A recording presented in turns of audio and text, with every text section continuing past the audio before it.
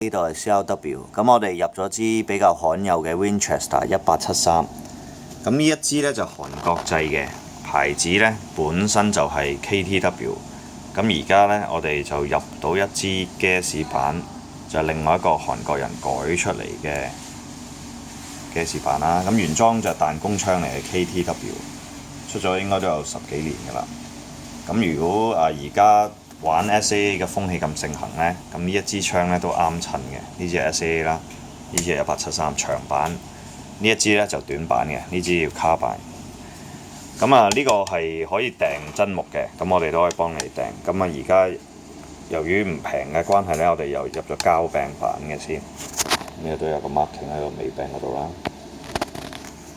咁呢一支亦都需要挫一下就射一下，咁只不過係挫嘅力度需要少啲咧。如果彈弓呢，就挫得大啲，咁就唔係呢度入彈嘅。入彈呢係一條彈通，咁呢條彈通呢就擺喺前邊呢度。而短版呢個咧亦都係藏喺呢度，就短啲嘅，大概咁長嘅啫。咁我而家呢就唔係入咗好多粒，其實可以入滿晒，應該都有40粒嘅。咁而家試下力度先啦。好啦，就係咁樣擺入嚟，跟住擰一擰個蓋。好，咁試槍0.2 BB， 咁1.77試第二槍啦。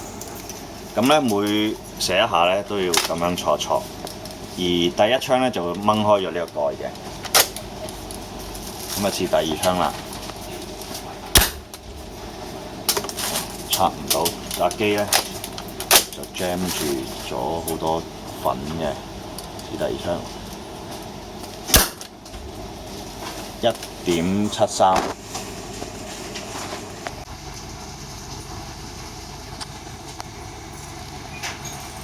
好，咁而家呢就試一試射啦。咁實際上試射呢要頂住膊頭就順好多嘅。咁呢我就瞄中間紅心。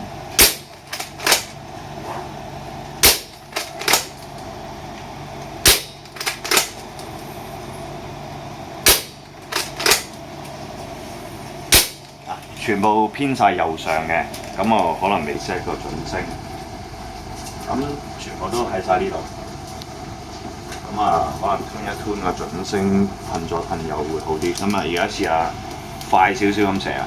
咁呢個我玩過之前彈弓槍呢就好實嘅，咁而家 gas 呢個挫嘅力度係細啲嘅，咁應該呢就方便啲。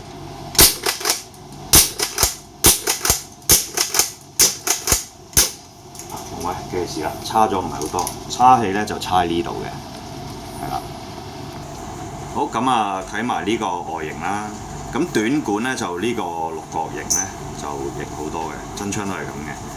咁亦都係啦。咁呢個把手大啲嘅，咁易啲挫，即係個空間大啲。一挫開呢就睇到個蓋啦。咁呢個亦都褪咗向後啦。係啦，冇叉 gas，純粹俾你睇下個外形。